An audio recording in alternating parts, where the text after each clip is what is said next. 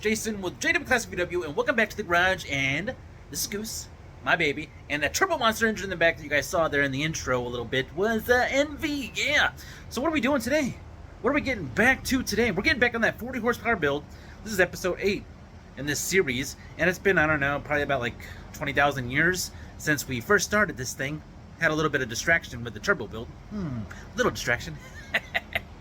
So what do we got going on? What do we got going on right now? So in the series up here, linked is the series, we started the short block assembly. I mean, short case, whatever you want to say. Get everything back together inside of here. We had a line board done. We cleaned things up. And we had all kinds of stuff done a long time ago. So getting back into this thing, we got to get working on these heads. There's a thing that can happen with the springs, and it was kind of brought up by the guy that redid the valves on this, that these springs may be fatigued. The only way to really tell that is if you got like a spring compression testing tool, and I don't have that, so I ordered some new springs from CB Performance. Pretty cool. So yeah, that's what we're doing today. We are getting work on those heads. We've got some rings to do on the pistons, get the long block assembly back together, and what we're doing today, well, we'll see. We'll see what we get done. But we also have a sponsor. So right after this intro, guys, we're getting right into things, and we're going to talk about the sponsor for this video. See you in a second.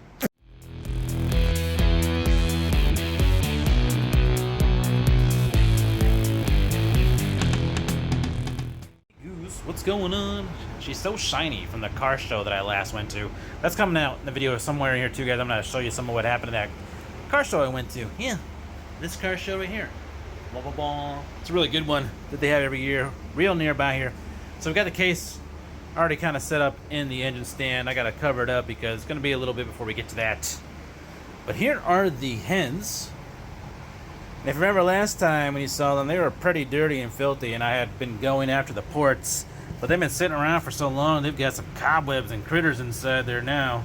So they're going to be going through some fun experience once we go to fire this sucker up. But it's all been cleaned up. I had the valves done, reground, and the valve seats redone as well. So that's all good. Got new guides inside of here because I went a little gonzo when I was doing the porting on the head. So we had to have new valve guides put in. But I'm going to be taking the springs out, installing these stock replacements that I picked up from CB Performance, and we also got to get to work on the pistons. Got some new rings, piston rings, some Grant piston rings, so we're going to have to do the gaps on the rings for the 1600, and then we'll be good to go. But first, let's talk about the sponsor for today's video. So check it out, guys. What up, Jason and Goose?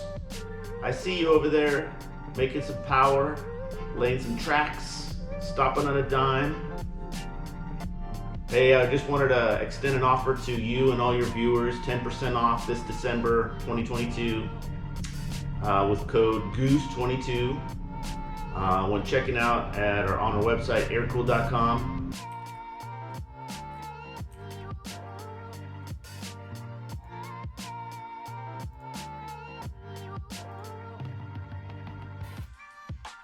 We do all the drivetrain components for most of the air-cooled Volkswagens. I just want to get everybody motivated like you've been motivating me throughout all your films.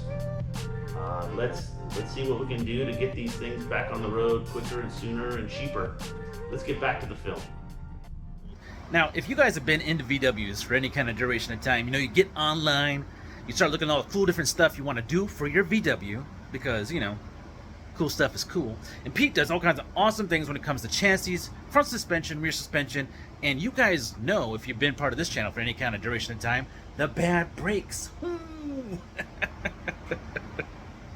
So I just recently on social media saw that Pete has just released his second version of the bad brakes too. Check them out over here, guys. Really cool. Got some the cross drilled in there is opened up a lot more for when it comes to removing brake dust and stuff. So awesome, guys, and awesome stopping power. And they're black, which is, I don't know if those are anodized black or what, but they look really, really cool. And it's a little magic. We're gonna get things situated. Let's go ahead and get these valve springs replaced. So let's go ahead and move some stuff off and get things set up. See you in 1 second. All right, guys, through the power of magic, we are all set up and ready to go. And if you've seen me do this before, then you know there's not a whole lot to it. You go ahead and set your valve, or your head assembly in this little jig here that's set up. And let me zoom you in so you can see a little better. All right, cool. So you can pick these tools up on pretty much any Volkswagen website. They have these little head you know, compressor systems for your valve springs. And one of the most important things that I've told you guys in the past is to have a magnet, preferably a clean one. Got crap all over this thing. Alright. Just like so. And we're just going to go one for one. So I'm going to pull out a spring and replace it with one of the new ones. And you look at these springs from CB Performance and they're marked. These marks, those go towards the bottom, down. That's also, you can tell that there's a little bit more spring action here versus the other side. Yeah. So the marks go down, guys. So let's go ahead and pull this first one out. And you can see that they put some shims in here to shim some stuff, to shim some action. Put the new one in. See what we got going on here. Whoop, hold on a second. I'm already lying. Use grease, or I'm going to go ahead and use some white lithium here. White lithium grease on the valve itself. Valve stem. And that should help get the keepers to stay in place when we go to put them back on.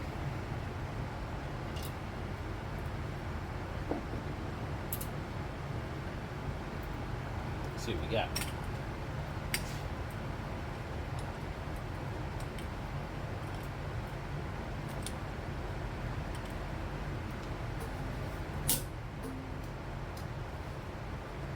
Definitely more spring there. Ooh, that's good. You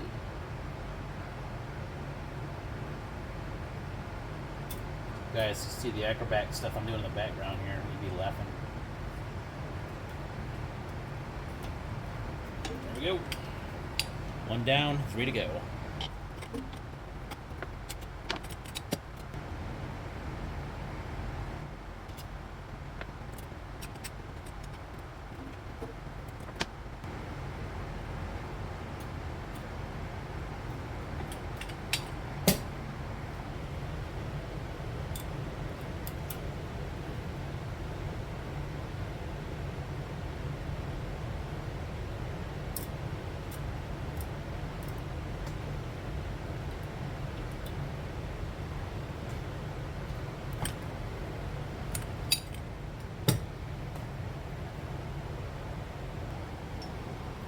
Guys, one down, 1 to go. I'm not going to bore you with the next one. I'm just going to do that one off camera. But don't forget to like, share, and subscribe to this content if you're enjoying it, which I know you guys are. And don't forget to check out the previous videos on this build up there in the corner somewhere.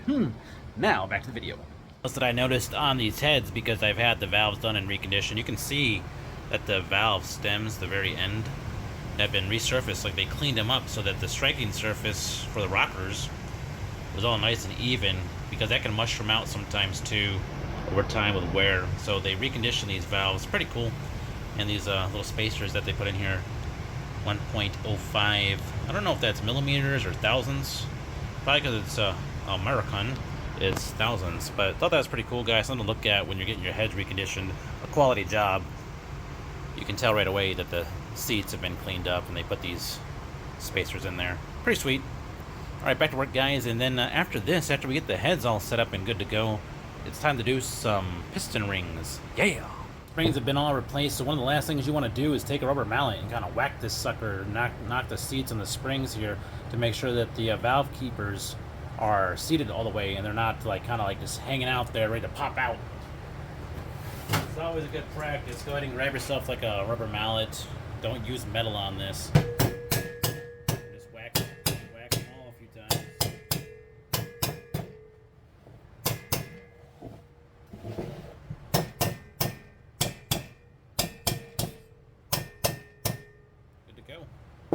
Everything's all seated nice and neat.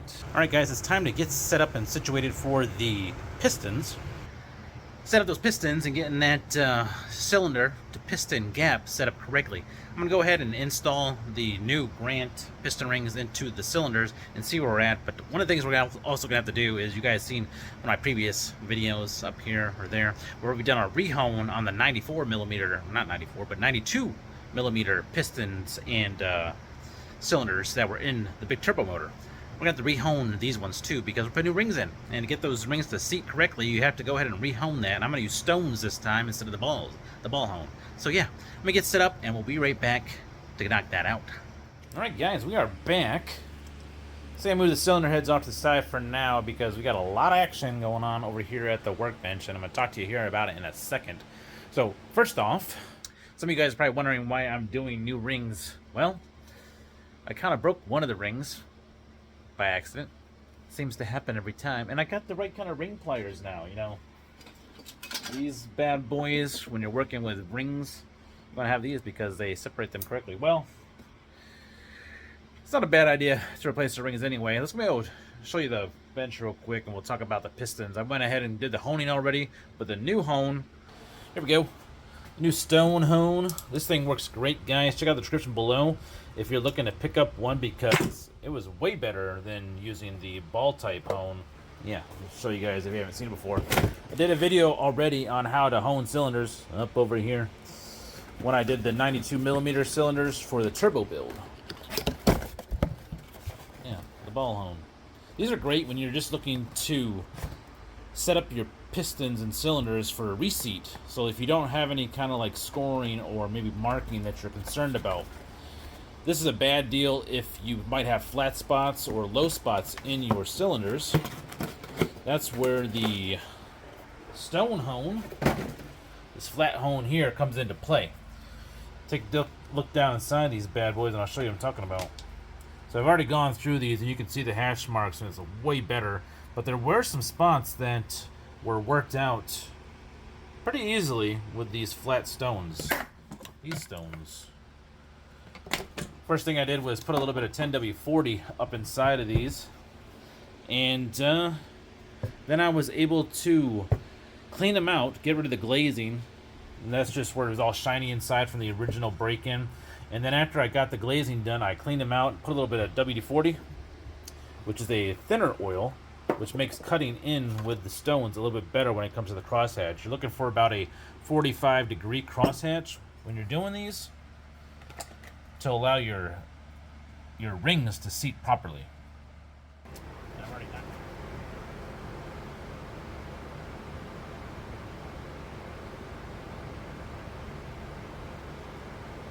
Yowzers, mowzers. That was a little too much.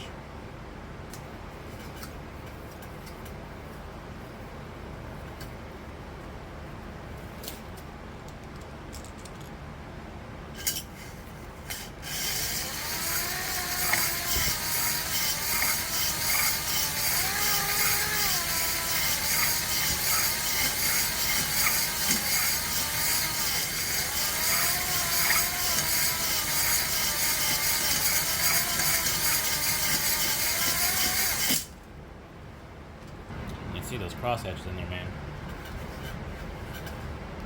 Oh yeah.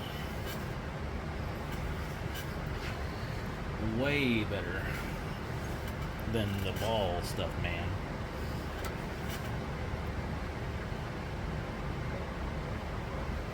Probably want to go a little bit more though. So we can get you guys in there with some light to see. Maybe a few more passes. I'm going to lighten up on a spring load and then do a few more passes. At a WD-40 this time. WD is a lighter lubricant, lighter thickness than the 10W40. See how that does.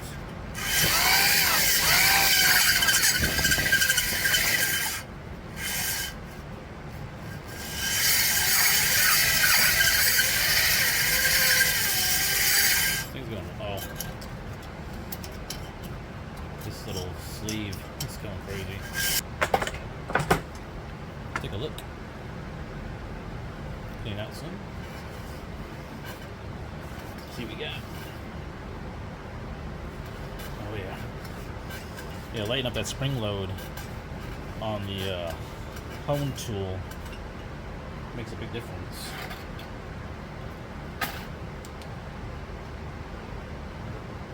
Yes, sir. Looks good. Looks good. I don't see any low spots, so that's good. Probably run a couple plunges. We want like a 45 degree on the actual hatch marks. So let me go ahead and what you do with that is you just move slower and in and out faster. So slower RPMs, in and out faster.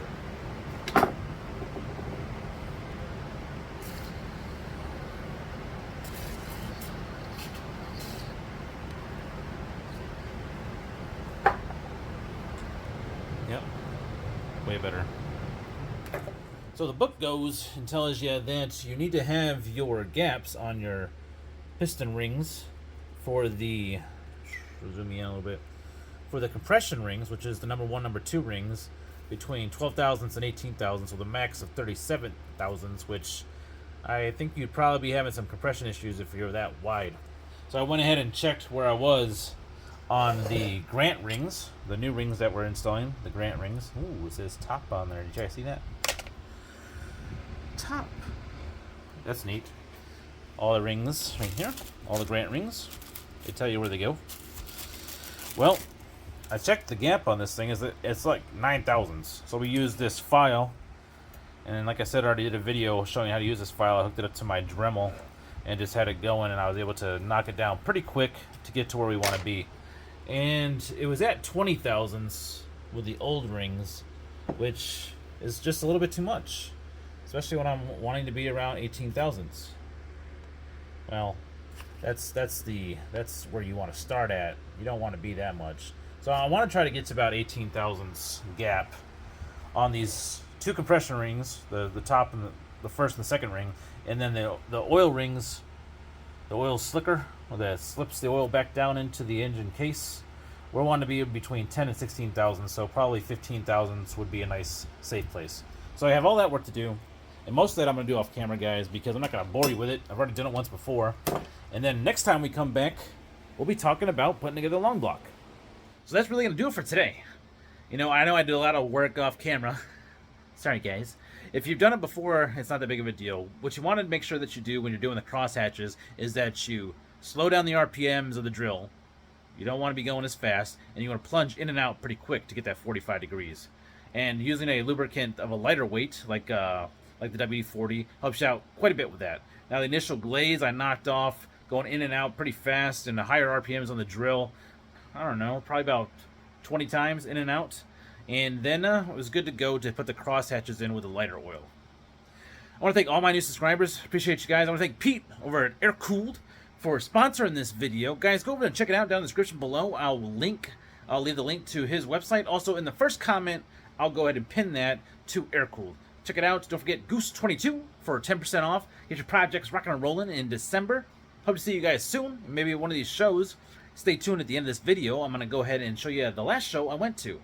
The Volkswagen Edition 8. Pretty cool show. And yeah, that's it, guys. Hope you have a great weekend. Enjoy your Friday. Hope you liked the video. If you do, comment below. See you next time, guys. This is Jason with the JWClassicVW, and I'm out of